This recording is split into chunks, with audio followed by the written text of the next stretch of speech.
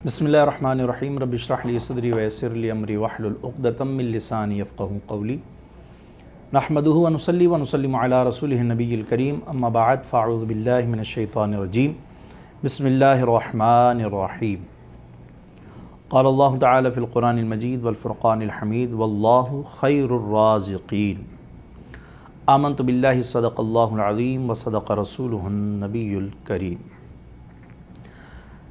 ناظرین اکرام، ہم آج آپ کے سامنے معاشرے میں ایک بہت ہی بڑے مسائل کہ ہر دوسرا فرد جس مصیبت میں، جس آزمائش میں گرفتار نظر آتا ہے، اس مشکل سے چھٹکارے کا حل لے کر حاضر ہوئے ہیں، اور میری مراد رزق میں برکت کے اسباب۔ کہ آپ دیکھیں، آپ کو ہر دوسرا شخص نظر آئے گا رزق کی تنگی کی شکایت کرتا نظر آتا ہے، رزق میں بے برکتی کی شکایت کرتا نظر آتا ہے۔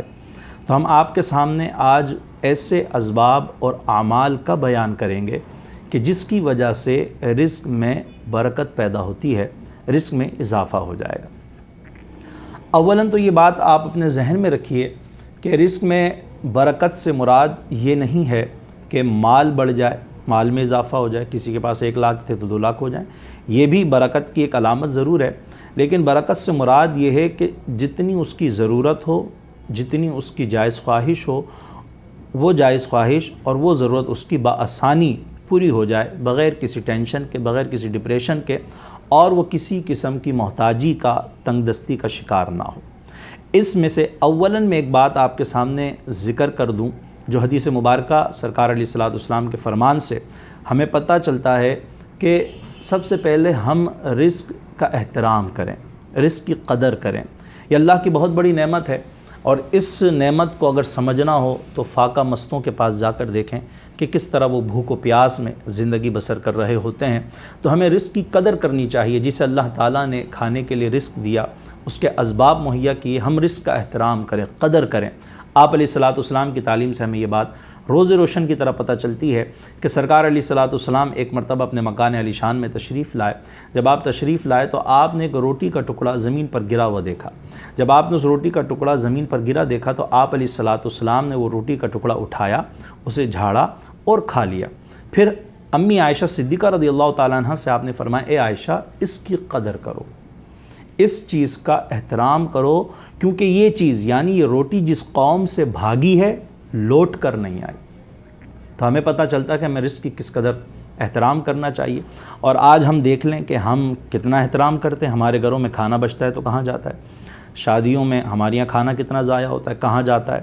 سڑکوں پہ پھینک رہا ہوتا ہے، پاؤں میں آ رہا ہوتا ہے۔ کوئی احترام نہیں، کوئی قدر نہیں کہ یہ اللہ کی کتنی بڑی نعمت ہے کہ آج دنیا کا ہر فرد بھائی بھائی کا دشمن بن گیا، صرف اس لیے کہ اس کا پیٹ بھر جائے، اور جسے اللہ دے رہا ہے وہ اس کی قدر نہیں کر رہا۔ میں آپ کو اس میں ایک روایت سناؤں حضرت حدبہ بن خالد رحمۃ اللہ تعالیٰ علیہ کی، کہ مامون الرشید کے دور میں، مامون رشید خلیفہ، اس نے آپ کی دعوت کی، دعوت طعام میں آپ کو مدعو کیا، آپ دعوت میں تشریف لائے تو خلیفہ نے، کیونکہ آپ بہت بڑے محدث تھے، محدث کبیر تھے آپ، تو آپ کے سامنے بڑے بڑے انواع و اقسام کے جو تھے وہ کھانے رکھے گئے، اور دعوت میں آپ نے تناول فرمانا شروع کیا۔ جب سب کھانے سے فارغ ہو چکے، دعوت سے فارغ ہو چکے، تو حضرت حدبہ بن خالد رحمۃ اللہ تعالیٰ علیہ دسترخوان میں سے اناج جو ذرے گر گئے تھے وہ اٹھا کر کھانے لگے۔ تو مامون الرشید نے طنزیہ لہجے میں کہا کہ محدث، کیا آپ کا ابھی تک پیٹ نہیں بھرا؟ کیا ابھی تک آپ کو کھانے کی مزید خواہش ہے؟ تو آپ دسترخوان سے نہ اٹھائیں، میں آپ کے لیے مزید کھانا منگوا دیتا ہوں، آپ کھا لیں۔ تو کہنے لگے، نہیں، میرا پیٹ تو بھر گیا ہے، لیکن سرکار علیہ الصلوۃ والسلام کی ایک حدیث مبارکہ مجھ تک پہنچی ہے، وہ یہ کہ جو روٹی کے ٹکڑے، کھانے کے ذرات نیچے سے اٹھا کر کھا لے گا، اس کے رزق میں برکت پیدا ہو جائے گی، اس کا رزق وسیع ہو جائے گا۔ کہ میں اس حدیث پر عمل کرنے کے لیے دسترخوان سے یہ ذرات اٹھا کر کھا رہا ہوں۔ جب مامون الرشید نے یہ بات سنی تو اس نے اپنے خادم کو اشارہ کیا، اور خادم فوراً 1000 دینار لے کر خلیفہ کے پاس آیا، اور وہ 1000 دینار حضرت حدبہ بن خالد رحمۃ اللہ تعالیٰ علیہ کو دے دیے گئے۔ جب حضرت حدبہ بن خالد رحمۃ اللہ تعالیٰ علیہ نے وہ 1000 دینار لیے تو آپ فرمانے لگے خلیفہ سے کہ خلیفہ دیکھو، حدیث پر عمل کرنے کی برکت تو ابھی ظاہر ہو گئی، تم تنزیہ کہہ رہے تھے اور 1000 دینار بھی تم ہی دے رہے ہو۔ تو اس سے پتہ چلا کہ ہمیں رزق کی قدر کرنی چاہیے، اور ہمیں اگر دسترخوان پر ذرات گرے ہوں تو انہیں اٹھا کر جھاڑ کر کھا لینا چاہیے، اس میں کوئی عیب کی بات نہیں ہے، سنت ہے۔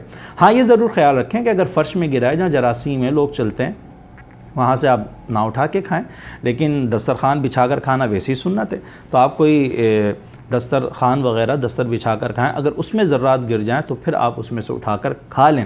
بلکہ امام غزالی رحمۃ اللہ تعالی علیہ کیمیائے سعادت میں فرماتے ہیں کہ جو شخص ایسا کر لے گا تو وہ عیش و عشرت کی زندگی گزارے گا، اور فرمایا کہ جو ایسا کرتا ہوگا اس کی یہاں اولاد بے عیب پیدا ہوگی۔ امام غزالی نے مزید یہاں تک فرمایا کہ ایسا کرنے والا کہ جو دسترخوان سے اناج کے ذرات اٹھا کر کھا لے، اللہ تبارک و تعالی یہ اس کا اناج اٹھا کر کھانا کل بروز محشر جب اسے جنت میں بھیجا جائے گا تو اس کے لیے حوروں کا مہر بنا دے گا۔ تو آپ اندازہ لگائیے کہ رزق کی قدر کی برکت دنیا میں بھی مل رہی ہے اور آخرت میں بھی مل رہی ہے۔ ناظرین اکرام، یاد رکھیے کہ رزق میں برکت کا حصول کوئی اتنا مشکل کام نہیں ہے۔ اگر حقیقی کوشش کی جائے کہ رزق میں برکت ہو جائے، خیر ہو جائے، تو چھوٹے چھوٹے سے اعمال جو حدیث مبارکہ میں سرکار علیہ الصلوۃ والسلام نے بیان فرمائے ہیں، آپ نے ہماری رہنمائی فرمائی، اگر ہم اس پہ عمل کرنا شروع کر دیں تو ہمارا رزق بڑھنا شروع ہو جائے گا، محتاجیاں دور ہو جائیں گی۔ میں آپ کے سامنے ایک چھوٹا سا عمل ذکر کرتا ہوں، اور بہت ہی آسان کام ہے، بہت ہی آسان کام۔ آپ کو کوئی بیٹھ کر ہزاروں تعداد میں اوراد و وظائف نہیں پڑھنے، کوئی ہزاروں تعداد میں آپ کو کوئی ذکر نہیں کرنا ہے، رزق میں برکت کا انتہائی آسان عمل، اگر اس کو اپنا لیں تو سرکار علیہ الصلوۃ والسلام کی بشارت ہے۔ آپ علیہ الصلوۃ والسلام نے جو فرمایا بے شک حق فرمایا۔ سرکار علیہ الصلوۃ والسلام نے ارشاد فرمایا کہ کھانے سے پہلے اور بعد میں وضو کر لیا کرو کہ یہ تمہاری محتاجی کو دور کر دے گا۔ کس کو؟ محتاجی کو دور کر دے گا، مطلب برکت پیدا ہو جائے گی۔ مزید نبی کریم علیہ الصلوۃ والسلام نے ارشاد فرمایا کہ اگر تم یہ چاہتے ہو کہ تمہارے گھر میں خوب خیر و برکت نازل ہو، خیر و برکت میں زیادتی ہو جائے، تو آقا کریم علیہ الصلوۃ والسلام نے فرمایا کہ جب کھانا پیش کیا جائے تو کھانے کا وضو کرو، اور جب کھانا اٹھا لیا جائے تو بھی کھانے کے بعد کا وضو کرو۔ اب سوال یہ پیدا ہوتا ہے کہ کھانے سے پہلے اور بعد کا وضو کیا ہے؟ تو آئیے میں آپ کو بتاتا چلوں۔ فتاوی ہندیہ کے اندر علماء نے اس بات کو ذکر کیا ہے، کھانے سے پہلے کا وضو یہ ہے کہ آپ اپنے دونوں ہاتھ کھانا کھانے سے پہلے پہنچوں تک، گٹوں تک دھو لیں، اور کھانا کھانے کے بعد بھی آپ اپنے دونوں ہاتھ پہنچوں تک دھو لیں۔ یہ کھانے کا وضو ہے۔ آپ کو بیٹھ کر کوئی 5-6 منٹ جو ہے وہ بیسن کے آگے کھڑے نہیں رہنا ہے کہ آپ کھانے کا وضو کرنا شروع کر دیں۔ کھانے کے وضو سے مراد ہے کہ کھانے سے پہلے ہاتھ دھو لیں اور کھانے کے بعد ہاتھ دھو لیں۔ اب اگر کوئی شخص یہ کہتا ہے کہ جی میں تو اسپون استعمال کرتا ہوں، چمچ استعمال کرتا ہوں، آپ وہ بھی کر لیں ضرورت ہو تو۔ اگر بلا ضرورت استعمال کرتے ہیں تو کوشش کریں بچیں کہ ہاتھ سے کھانا سنت ہے، لیکن اگر کوئی چمچ استعمال کرتا ہے تو کوئی گناہ گار نہیں ہوگا۔ ایسا نہیں ہے کہ کوئی شرعی گرفت میں وہ آ جائے گا، استعمال کر سکتے ہیں، لیکن حصول برکت کے لیے کہ رزق میں برکت ہو جائے، کہ جو بشارت آقا کریم علیہ الصلوۃ والسلام نے ارشاد فرمائی کہ کھانے سے پہلے اور بعد کا جو وضو کرے گا اس کا رزق وسیع ہوگا، محتاجی دور ہوگی، تو پھر چاہیے کہ کھانے سے پہلے بھی ہم دونوں ہاتھ دھو لیں اور کھانے کے بعد بھی ہم ہاتھ دھو لیں۔ انتہائی آسان عمل ہے، انتہائی، کوئی اس میں ٹائم نہیں لگے گا، کوئی اس میں بہت بڑی مشقت آپ کو نہیں کرنی، بلکہ بعض بزرگوں نے یہاں تک ذکر کیا کہ آپ جب کھانے سے پہلے کا وضو کرنے لگیں تو دونوں ہاتھ دھوئیں اور کلی کر کے اپنے ہونٹوں پر، اپنے منہ پر ہاتھ پھیر لیں گیلا۔ یہ بھی ایک کھانے کا وضو ہے۔ اور کھانے کے بعد کا وضو یہ ہے کہ جب دونوں ہاتھ کھانا کھانے کے بعد آپ دھوئیں تو اس وقت بھی آپ کلی کر کے اپنا ہاتھ منہ پہ پھیر لیں، تو اس سے یہ کھانے کا وضو ہو جائے گا اور اس سے رزق میں برکت ہوگی۔ اگر کوئی منہ پہ ہاتھ نہیں پھیرتا، کلی نہیں کرتا، ایسا نہیں ہے کہ اس کا کھانے کا وضو نہیں ہوگا، اس کا پھر بھی کھانے کا وضو ہو جائے گا، لیکن تکمیل اس میں ہے کہ وہ کلی کر لے، منہ بھی صاف کر لے۔ یہ کام اگر ہم اپنا لیں تو ہمارے رزق میں برکت ہو جائے گی۔ یہ سنت مبارکہ بھی ہے، بلکہ سرکار علیہ الصلوۃ والسلام نے ارشاد فرمایا کہ یہ انبیاء و مرسلین علیہم السلام کی سنت مبارکہ۔ تیسرا عمل میں آپ کے سامنے انتہائی آسان بیان کر دوں کہ دیکھیں ہماری یہاں آج کل مل کر کھانے کا رواج ختم ہوتا جا رہا ہے کہ ایک ساتھ بیٹھ کر کھانا کھائیں۔ گھر میں بھی اتنی بیزی لائف ہے، اتنے مصروف ہو گئے، پہلے ابو گھر میں آ گئے تو ابو نے کھانا مانگا، وہ کھانا شروع کر دیا، اس کے بعد بیٹا آفس سے، جاب سے آیا یا دکان سے آیا، اس نے کھانا مانگا، انہیں کھانا دیا گیا، اب سب الگ الگ کھا رہے ہوتے ہیں، اتنے مصروف ہو گئے۔ آپ کوشش کریں ٹائم بنائیں، کھانے کا ایک ٹائم بنائیں کہ جس میں گھر کے سارے افراد جمع ہو جائیں۔ 3 ٹائم آپ یہ کام 3 وقت کے کھانے میں اگر آپ یہ نہیں کر سکتے تو کم سے کم دن میں 1 وقت کا کھانا آپ ایسا کریں کہ جس میں گھر کے تمام افراد، جتنے بھی آپ کی فیملی کے ممبرز ہیں، افراد ہیں، سب ایک ساتھ جمع اور دسترخوان پہ بیٹھ کر کھانا کھائیں، کہ سرکار علیہ الصلوۃ والسلام نے ارشاد فرمایا کہ مل کر کھانا کھاؤ کہ کھانے میں برکت جماعت کے ساتھ ہے۔ آپ مل کر کھانا کھائیں، انشاءاللہ کھانے میں برکت ہوگی۔ بلکہ ایک اور مقام پر میرے آقا کریم علیہ الصلوۃ والسلام نے ارشاد فرمایا کہ ایک آدمی کا کھانا 2 آدمیوں کو کفایت کرتا ہے۔ اگر آپ مل کر کھانا کھائیں گے، ایک ساتھ بیٹھ کر کھانا کھائیں گے تو ایک آدمی کا کھانا، ایک فرد کا کھانا 2 افراد کو کفایت کرے گا۔ آقا کریم علیہ الصلوۃ والسلام نے فرمایا 2 افراد کا کھانا 3 افراد کو کفایت کرے گا، اور 4 افراد کا کھانا 8 افراد کو کفایت کرے گا۔ یہ برکت نہیں تو اور کیا ہے؟ کتنا آسان عمل ہے۔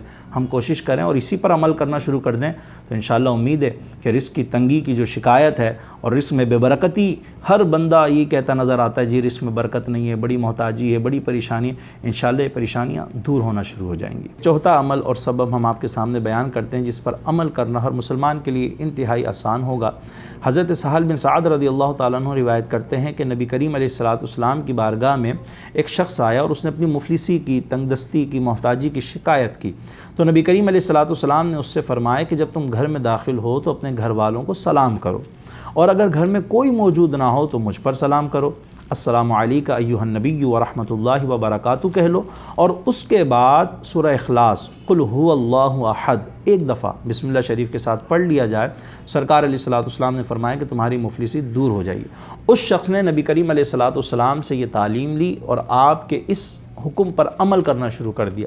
کچھ عرصے بعد اللہ تعالیٰ نے اسے اس عمل کی سبب، اس کی بدولت اتنا نوازا کہ جو مفلسی کی شکایت لے کر سرکار علیہ الصلوۃ والسلام کی بارگاہ میں آیا تھا، اللہ نے اسے اتنا مالا مال کر دیا کہ وہ اپنے گھر والوں کے اخراجات برداشت کرنے کے ساتھ ساتھ اپنے ہمسایوں اور اپنے رشتہ داروں کی بھی مدد کرنے لگا۔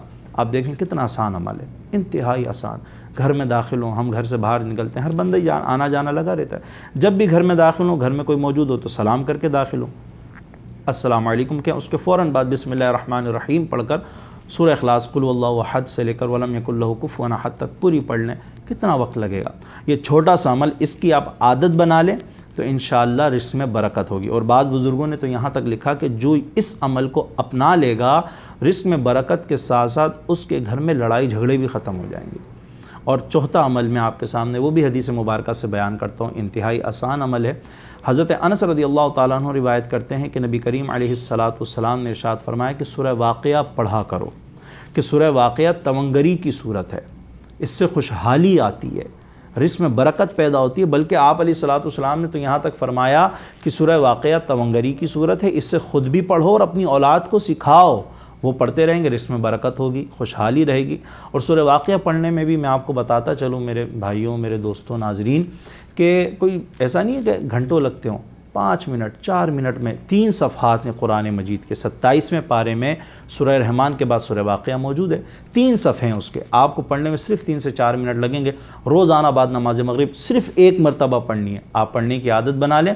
بلکہ بزرگان دین تو فرماتے ہیں کہ جس کے پاس سورہ واقعہ ہو اور پھر وہ مفلسی کی شکایت کرے، پھر وہ تنگی کی شکایت کرے، بڑی تعجب کی بات ہے، یہ بہت ہی زیادہ حیرت انگیز بات ہے۔ سورہ واقعہ موجود ہے اور پھر بھی مفلسی کی شکایت کرتے، محتاجی کی شکایت کرتے نظر آتے ہیں۔ 3 سے 4 منٹ آپ جہاں دن بھر کمانے کے لیے آپ اتنی محنت کرتے ہیں، اس میں برکت پیدا کرنے کے لیے 4 منٹ نکال کر سورہ واقعہ پڑھ لیں، آپ کے رزق میں برکت ہی برکت ہوگی انشاءاللہ۔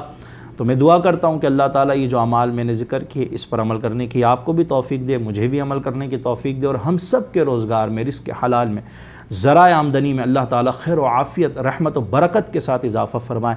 ہمیں مفلسی سے، محتاجی سے اللہ ہم سب کو محفوظ رکھے۔ اللہ تعالیٰ ہم سب کی زندگی کو عافیت والی زندگی بنائے۔ اور یاد رکھیے گا کہ یہ جو رزق میں برکت کے اسباب میں نے آپ کے ساتھ ذکر کیے ہیں نا، رزق میں برکت کے اسباب اور اعمال پر عمل کرنے کے ساتھ ساتھ یہ بھی ضروری ہے کہ جو باتیں، جو اعمال، جو امور رزق میں تنگی اور تنگ دستی کو پیدا کرتے، جن کی وجہ سے رزق تنگ ہو جاتا ہے، برکت ختم ہو جاتی ہے، ہمیں ان اعمال سے بھی بچنے کی ضرورت ہے۔ انشاءاللہ موقع ملا تو نیکسٹ ویڈیو میں ہم آپ کے سامنے ان اسباب کا بیان کریں گے جس کی وجہ سے رزق تنگ ہو جاتا ہے۔ اللہ تعالیٰ عمل کی توفیق دے۔ وآخر دعوانا الحمدللہ رب العالمین۔ ایسی انٹرسٹنگ اور معلوماتی ویڈیوز دیکھنے کے لیے آپ ابھی ہمارے چینل اسلام اور دنیا کو سبسکرائب کریں اور بیل آئیکن پر کلک کرنا نہ بھولیں۔